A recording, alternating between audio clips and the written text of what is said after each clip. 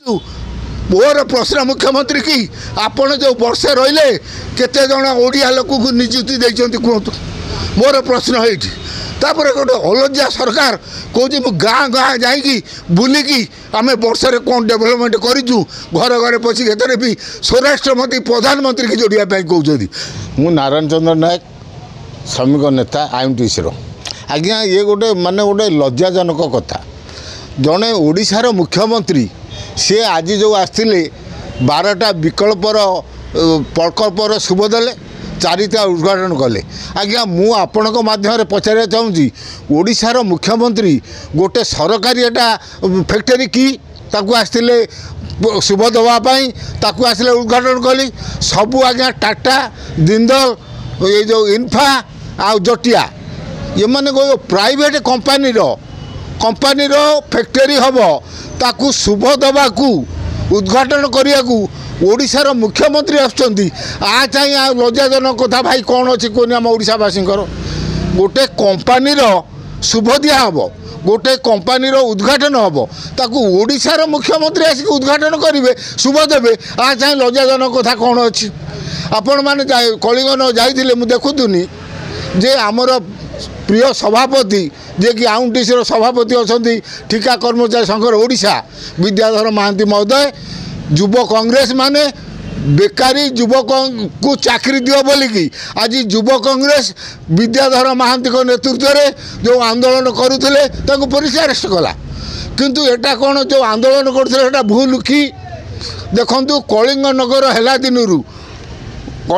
है दिन आमर जंगल पहाड़ जगह सबू दखल करिया परे 13,000 हेक्टर जमी आम लोक नहीं आम चाषी मान नहीं 13,000 हेक्टर जमी जंगल पहाड़ पर्वत सबू नहीं कलिंग नगर है आपण कहते केतेटा लोक कलिंग नगर में चाकरी करछंती आज्ञा विश्वास करेंगे नहीं जो नवीन पट्टनायक सरकार जहाँ थिला ये सरकार सही अच्छी कहीं कथा आपको कहूँ जो ओडिशारू लोक मैंने दादन खटिया देशर विभिन्न राज्य को जाउछंती ओडिशा एमिति राज्य एते बेकारी संख्या होती जो ओडिशार पिला माने काम न पाई दादन श्रमिक ही देशर विभिन्न राज्य को जाउछंती जदि ओडिशार पिला माने दादन पाई विभिन्न राज्य को जाउछंती ओडिशा रे ताने ओडिशा रे जो कलिंग नगर अच्छी सेठी ये पिला मानु काई नियुक्ति दिया जाउ नहीं नवीन बाबू 24 वर्ष रही दादन खटिया गले कोरोना टाइम रे ये जो प्रधानमंत्री अच्छा मोदी साहेब तांकरी एरिया रे जो सूता कल जो कम करुले आम लोक मैंने दादन श्रमिक ओडिया पुओ तांकू बाड़े बाड़े तोड़देले कोरोना है तुम पड़ा तुम राज्य को यही मोदी सरकार आज मोहन बाजी आज एक कथाटा कहते आज्ञा मु गोटे कथा पचार चाहूँगी यही 4-5 मास तलर कथा आज वितर्क प्रफुल्ल गड़े आ बीजेपी जन प्रवक्ता कहते कनक न्यूज मुझे शुणुनी प्रफुल्ल गड़े मला बेलू सत कथा कहते जे आंदोलन चली मझे मझे तार कारण हूँ जो मैंने जमी नहीं से लोक किसी छटई कराऊँगी कि मरीगला उत्तराधिकारी रखा जाऊना से ये 3-4 मास तले टाटा गेट रे यही जो जमी हरा लोक मैंने आंदोलन करते आपण मैंने विश्वास करेंगे नहीं सरकार पुलिस थिला बेले सिक्यूरीटी गार्ड मैंने बाडेले ये बोली कि आदिवासी महिला भी माड़ खाई आदिवासी लोक मान बाडे तोड़देले ताने जो मैंने जमी दे जाकू एम चाकरी भी देना जहाँ को देखते छटई कर सी आंदोलन करने माड़ हो ये हूँ नवीन पट्टनायक सरकार तो थिला किंतु एटा हूँ ये मोहन बाजी सरकार अमली रे जे लोक मानू बाड़े तोड़ुंट देखु आज्ञा आज जो कथा कहूँ ये सरकार मुख्यमंत्री आसिक प्राइवेट कंपानी शुभ दौरान उद्घाटन करुँच यही नवीन पट्टनायक सरकार मोदी सरकार आमर नीलाचल फैक्ट्री बामुणुपाल फैक्ट्री की प्राइवेट सन टाटा कंपानी बिकी यही टाटा कंपानी की बिकी सरकार आज से तार मुख्यमंत्री आउची से टाटा कंपानी शुभ देवाकू आ चाहे लज्जाकर कथा कौन अच्छी देखु तापर आउ गोटे कथा देखु सरकार थिले नवीन बाबू यूनियन थिला प्रफुल्ल गड़े पुत्र प्रीति रंजन गड़ेकर अच्छा जदि ओडिशार ଲୋକମାନେ ବାହାରକୁ ଦାଦନ ଖଟିବାକୁ ଯାଉଛନ୍ତି। ତେଣୁ ଯେଉଁମାନେ ଲେବର ସପ୍ଲାଇ ମିନିମମ୍ ଯଦି ଲେବର ସପ୍ଲାଇ କଣ୍ଟ୍ରାକ୍ଟର ଓଡ଼ିଆ ଲୋକ ହୋଇଥାନ୍ତେ ତାହେଲେ ସେ ଓଡ଼ିଆ ଲୋକ ପାଆନ୍ତେ। କିନ୍ତୁ ବାହାର ଲୋକ ରାଜ୍ୟର ଲୋକମାନେ ଏଠି ଠିକା କର୍ମଚାରୀ ଲେବର ସପ୍ଲାଇ କରୁଛନ୍ତି। ଏ କମ୍ପାନୀମାନଙ୍କ ଲୋକ ଏଥିରେ ପ୍ରତ୍ୟେକ ରାଜନୀତି ବିଜେଡ଼ି ଲୋକଙ୍କର ହାତ ଅଛି, ଯେଉଁଥିପାଇଁ ସେମାନେ ବାହାର ରାଜ୍ୟର ଲୋକକୁ ଆଣି ଏଠି ପୁରଉଛନ୍ତି। ଆମ ଲୋକମାନେ ଚାକିରି ପାଉନାହାନ୍ତି। କ'ଣ ପାଇଁ ଯେଉଁ ଠିକା କର୍ମଚାରୀ କଣ୍ଟ୍ରାକ୍ଟର ଯିଏ ଲେବର ସପ୍ଲାଇ କରୁଛି, ଯଦି ଓଡ଼ିଶାର ଦାଦନ ଖଟିବାକୁ ବାହାର ରାଜ୍ୟକୁ ଯାଉଛନ୍ତି ତାହେଲେ ଜଣେ ଓଡ଼ିଆ ଲୋକ କାହିଁକି ଏ ଯେଉଁ ଠିକା ନିଯୁକ୍ତିରେ ରହିବନି କଣ୍ଟ୍ରାକ୍ଟର? ଯଦି ଓଡ଼ିଆ ଲୋକ ବି ଯଦି ଠିକା କଣ୍ଟ୍ରାକ୍ଟର ରୁହନ୍ତେ ନିଯୁକ୍ତି କଣ୍ଟ୍ରାକ୍ଟର, ତାହେଲେ ବି ଆମ ଓଡ଼ିଶା ଲୋକ କିଛି ପାଆନ୍ତେ। ଇଏ ଜାଣିନାହାନ୍ତି, ମୋହନ ମାଝୀ ଜାଣିନାହାନ୍ତି ନା ଜାଣିନାହାନ୍ତି ଆମର ନବୀନ ବାବୁ ଥିଲେ। ତାପରେ ଗୋଟେ ବଡ଼ କଥା ହେଉଛି ଯେ ଇଏ ଯେଉଁ ୟୁନିୟନକୁ ସେମାନେ ହାତ ବାଡ଼ିଶ କରିକି ପ୍ରଫୁଲ୍ଲ ଘଡ଼େଇ ଜାନି ଘଡ଼େଇ ନବୀନ ପଟ୍ଟନାୟକ ଅମଳ ରଖିଥିଲେ। ଯେମିତି ନବୀନ ପଟ୍ଟନାୟକ ହଟିଛନ୍ତି, ବର୍ତ୍ତମାନ ତ ସବୁ ବିଜେପିରେ। ସେଇ ୟୁନିୟନ ଲୋକମାନେ ବର୍ତ୍ତମାନ ବିଜେପିରେ ଅଛନ୍ତି ବଳ ସାମନ୍ତ ମନ୍ତ୍ରୀଙ୍କ ପାଖରେ। ତେଣୁ ସେଇ କୁହନ୍ତୁ କେତେ ଜଣ ଓଡ଼ିଆ ନିଯୁକ୍ତ କରିଛନ୍ତି।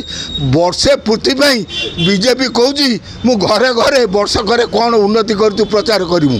କିନ୍ତୁ ମୋର ପ୍ରଶ୍ନ ମୁଖ୍ୟମନ୍ତ୍ରୀ କି ଆପଣ ଯେଉଁ ବର୍ଷେ ରହିଲେ କେତେ ଜଣ ଓଡ଼ିଆ ଲୋକକୁ ନିଯୁକ୍ତି ଦେଇଛନ୍ତି କୁହନ୍ତୁ?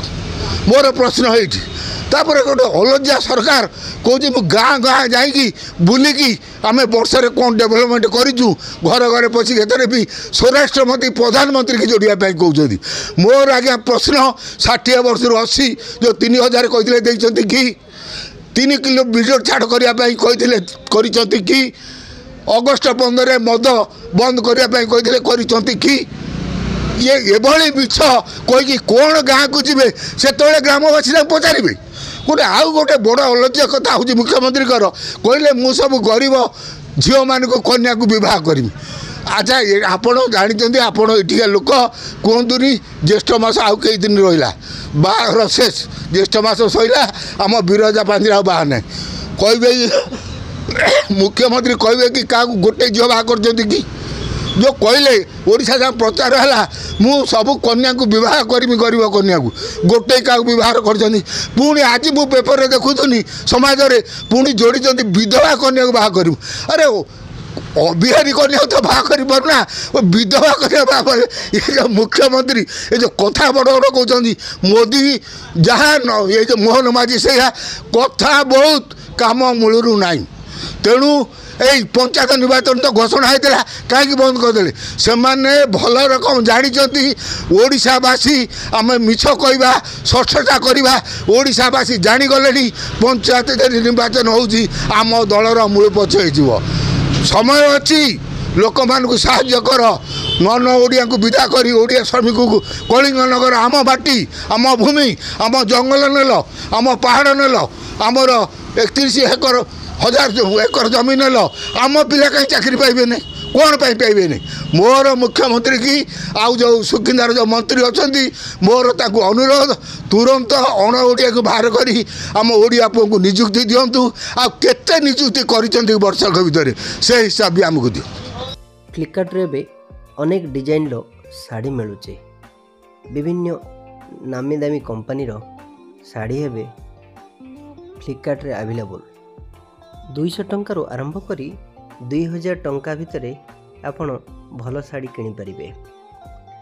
ଡେରି ନକରି ଅର୍ଡ଼ର କରି ନିଅନ୍ତୁ ଆପଣଙ୍କ ମନପସନ୍ଦର ଶାଢ଼ୀ। କେବଳ ଫ୍ଲିପକାର୍ଟରେ ଏବେ ଉପଲବ୍ଧ। ତୁରନ୍ତ ଅର୍ଡ଼ର କରନ୍ତୁ, ଏହାର ଲାଭ ଉଠାନ୍ତୁ। ଏହିଭଳି ଅନଲାଇନ୍ ସପିଂ ପ୍ରଡ଼କ୍ଟ ଦେଖିବାକୁ ହେଲେ ଆମ ଚ୍ୟାନେଲକୁ ଲାଇକ୍ କରନ୍ତୁ, ସେୟାର କରନ୍ତୁ, ସବସ୍କ୍ରାଇବ୍ କରିବାକୁ ଜମା ବି ଭୁଲନ୍ତୁ ନାହିଁ।